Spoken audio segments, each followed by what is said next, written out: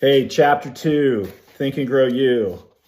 Be done with it. Many of us are consumed by the thought of one day things will be better. It's a habit of forecasting the future while floundering in the present. The proverbial line in the sand moment never happens. Instead, overthinking, indecision, procrastination, excuses, and hesitation rule the day. Our problems appear larger than life, and we see no solution. Looking at the elephant, we can't figure out how to eat it in one bite. We doubt our ability to solve the problem. This could manifest itself in starting a business, ending a bad relationship, overcoming an addiction. We create the story that once all these external conditions line up, then I can move. Or once all the stoplights turn green, I can leave my house. We need someone else's opinion or insight before we move. This keeps us stuck. On the contrary, there is power in adopting the declaration of I am done with this, done with indecision, struggle, debt. You can feel it in your heart. It's a shift from desperation to determination. The result is empowerment, self-reliance, and confidence. And so be done with it.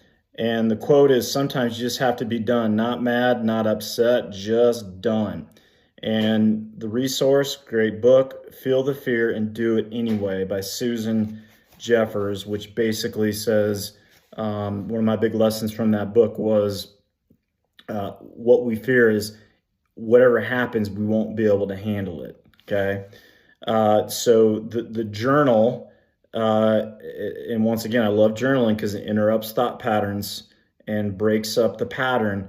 What is one problem that has been lingering and taking up brain space? What have you been telling yourself needs to happen externally to move? Think and then write, I am done with this. And then what is the next step you can take to change your life, right? And, the story in the book was, my back was severely against the wall, $250,000 in credit card debt. It's 2008. I'm a financial services entrepreneur in the middle of the Great Recession. And my kids were little. I'm in Colorado. They're in Atlanta, Georgia. And, I scrape up enough money to go see them for Christmas time.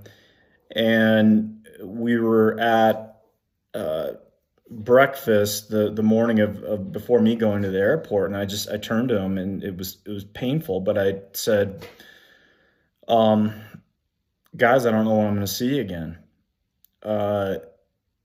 because Dad's got to do some work on himself, and it's not that I don't love you, just so you know that, but I don't know when I'm going to be back or when I'm going to see you, but I'm going to figure it out.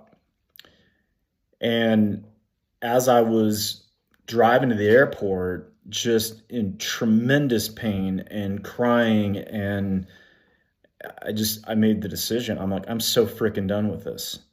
I am done. I'm done making excuses. I'm done with being a victim. I'm done with putting up with this condition of not being able to see my little boys. I'm done with it. And I made the decision right then and there. I'm going to do whatever it takes, obviously legally, ethically, and in the spirit of helping other people solve their problems. But I'm done with it.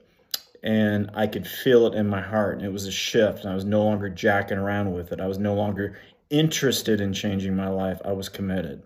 And it didn't happen overnight, but it happened over time. And that decision led to an incredible relationship with my kids and being able to do it and be involved in their lives, even though a great distance was between us. So anyway, what do you need to be done with, right?